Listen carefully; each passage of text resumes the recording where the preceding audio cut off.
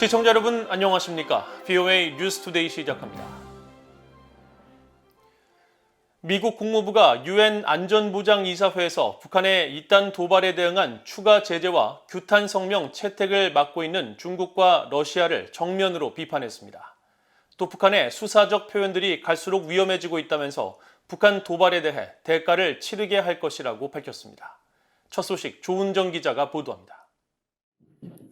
미국 국무부의 네드 프라이스 대변인은 7일 정례 브리핑에서 유엔 안전보장이사회 상임이사국인 중국과 러시아를 정면으로 비판했습니다.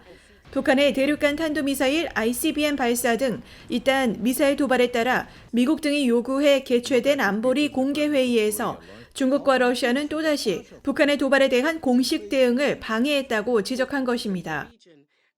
Unfortunately, there are two members of the Security Council, the two you named, that have consistently shirked their obligations, that have stood in the way of the ability of the international community to impose additional costs, at least through this venue, on the DPRK for its continued and dangerous and destabilizing provocations.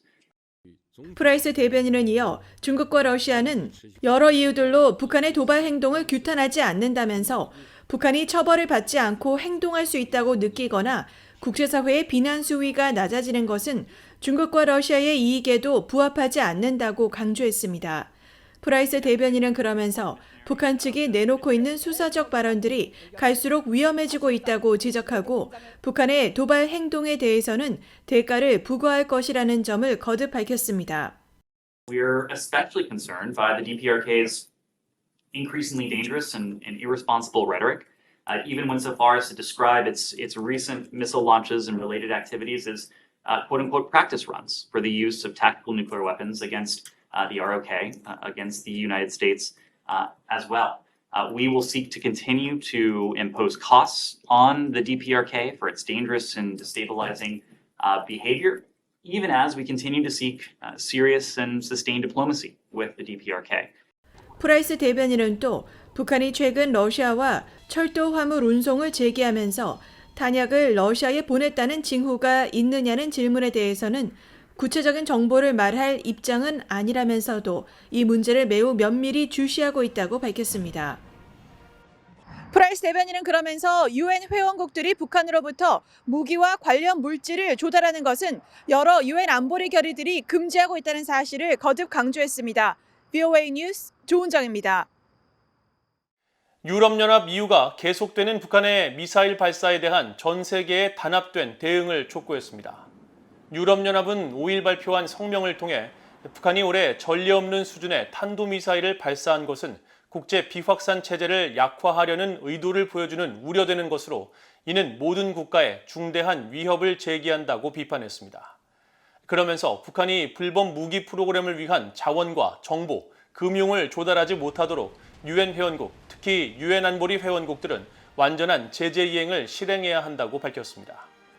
한편 영국 외교부도 7일 성명을 통해 지난 5일 북한의 단거리 탄도미사일 발사는 유엔 안보리 결의에 대한 명백한 위반이라며 비판하고 주요 7개국 외교장관들이 지난주 발표한 공동 성명을 상기하며 북한은 모든 핵무기와 대량 살상무기, 탄도미사일 프로그램을 완전하고 검증 가능하며 되돌릴 수 없는 방식으로 포기해야 한다고 강조했습니다. 일본의 기시다 후미오 총리와 하마다 야스카즈 방위상이 영내에 배치된 미국 핵추진 항공모함 로널드 레이건함을 방문해 북한 위협을 비롯한 영내 방어에 대한 미국의 방위 공약을 재확인했습니다.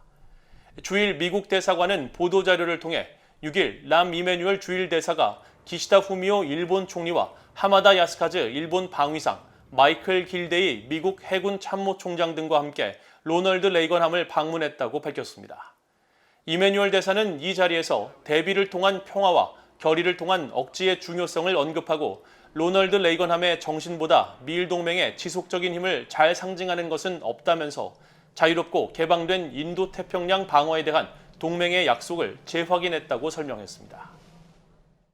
미국의 대북제재 위반 혐의를 받고 있는 싱가포르 국적의 곽 이생이 싱가포르에서 조사를 받고 있다고 싱가포르 경찰이 밝혔습니다. 싱가포르 경찰은 거기생 수사와 관련한 정보를 미국 당국과 계속 공유해 왔다고 전했습니다. 박승혁 기자가 보도합니다. 미국 국무부가 소재 파악 및 체포를 위해 정의에 대한 보상금 500만 달러를 내걸었던 싱가포르인 거 기생이 싱가포르에 있는 것으로 확인됐습니다. 싱가포르 외무부는 7일 거 기생이 싱가포르 당국에 의해 구금돼 있는지 확인하는 VOA의 문의에 11월 5일 싱가포르 경찰의 성명을 참조하기 바란다며 관련 자료를 보내왔습니다. 앞서 싱가포르 경찰은 5일 미국 국무부가 거 기생에 관한 정보 제공에 정의에 대한 보상을 내건 이후 관련 언론 문의에 대응해 거 기생은 현재 싱가포르에 있다는 점을 밝힌다며 성명을 발표했습니다. 성명에 따르면 거 기생은 지난해 4월 28일부터 싱가포르에서 2001 싱가포르 유엔법 위반 혐의로 상무부의 조사를 받고 있으며 그의 여권은 해당 일부터 상무부가 압수한 상태입니다. 현재 구속 상태인지는 불분명하지만 출국 불가 상태로 싱가포르에 있는 것은 분명해 보입니다. 싱가포르 경찰은 또 거 기생이 현지에서 당국에 조사받고 있다는 정보를 미국 측과 계속 공유해왔다고 밝혔습니다. 2021년 4월 30일 싱가포르 경찰은 거 기생에 대한 수사 정보를 미국 법 집행당국과 서한으로 공유했으며 같은 해 5월 7일에는 해당 정보가 외교 문서를 통해 싱가포르에서 미국의 여러 기관으로 공식 전달됐다는 것입니다. 이후에도 여러 차례 더 교류가 있었으며 사건의 본질과 복잡성으로 인해 수사는 아직 진행 중이라고 싱가포르 경찰은 밝혔습니다. 그러나 미국 국무부는 지난 3일 유엔 안보리 및 미국의 대북제재법 위반 혐의로 거 기생에 관한 정보를 제공하면 최대 500만 달러를 보상하겠다며 정의에 대한 보상을 내걸은 바 있습니다. 당시 폴 휴스턴 국무부 외교안보서비스국 위협조사 담당 부차관보는 도주 중인 거 기생에 대한 정보가 있는 사람은 누구라도 정의에 대한 보상에 연락할 것을 권장한다고 말했습니다. 이에 대해 싱가포르 경찰은 지난 4일 미국 측 상대 기관에 서한을 보내 거 기생 사건과 관련해 자신들이 미국 측과 활발히 교류해왔다는 점을 들며 미국의 해명을 요청했다면서 양국 기관들 간의 혼선과 관계없이 싱가포르는 자국 법과 국제 의무의 권한 안에서 미국 당국을 지속적으로 도울 것이라고 밝혔습니다. 앞서 싱가포르 언론들은 지난해 4월 미국 연방수사국 FBI의 지명수배 명단에 오른 싱가포르 국적 사업가 거 기생 씨가 싱가포르 경찰 조사에 협조하고 있다고 보도했었습니다. 이런 가운데 VOA는 거 기생이 싱가포르에서 조사받고 있다는 정보를 싱가포르 측이 공유했는지 국무부에 문의했으며 7일 오후 현재 아직 답변은 오지 않았습니다. VOA 뉴스 박승혁입니다. 남미의 페루 정부가 2017년 북한의 6차 핵실험 이후 외교 관계를 중단하고 현재까지 5년 넘게 변화가 없는 상태라고 밝혔습니다. 페루 외무부는 VOA의 관련 문의에 2017년 9월 11일 중국 베이징에 거주하던 북한 주재 페루 특명 전권대사의 임기를 끝냈으며 이후 북한에 어떤 외교관도 파견하지 않았다고 밝혔습니다. 페루는 당시 북한이 국제사회의 우려에도 불구하고 6차 핵실험을 강행하자 8일 만에 자국 주재 북한 김학철 대사를 외교적 기피 인물로 지정하고 출국 명령을 내렸으며 또 최후까지 남아있던 북한 외교관 2명 역시 그해 12월 추방 조치하고 리마에 있던 북한 대사관을 폐쇄했습니다. 북한은 당시 6차 핵실험을 전후해 페루, 멕시코, 스페인, 이탈리아 등 각국에서 외교관 추방 및 대사관 잠정 폐쇄 조치를 받았습니다. 미국 상원에 이어 하원에서도 인플레이션 감축법 IRA에 대한 개정안이 발의됐습니다. 한국의 현대자동차가 전기차 생산을 위해 3억 달러를 투자하기로 한 엘라베마주를 지역구로 두고 있는 민주당의 테리 스웰 하원의원은 최근 대표 발의한 미국을 위한 저렴한 전기차 법안에서 전기차 세액공제 혜택을 받기 위해서는 북미에서 최종 조립돼야 한다는 IRA의 새 규정 시행에 유예 기간을 두도록 했습니다.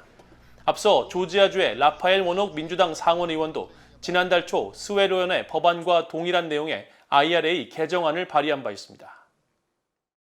미국 대학 캠퍼스에서 북한의 심각한 인권 상황을 조명하는 행사들이 잇따라 열리고 있습니다.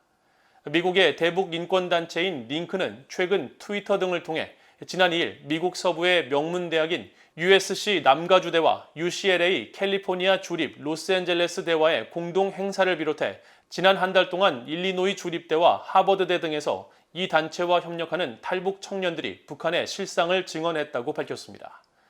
대북 민간단체 링크의 박석길 한국지부장은 7일 BOA에 탈북민들은 북한 변화의 주체라면서 북한 주민들에 대한 국제사회의 인식과 지지를 높이기 위해 대학 캠퍼스를 방문하고 있으며 탈북민들은 북한에서의 삶과 탈북 과정을 공유하고 있다고 밝혔습니다.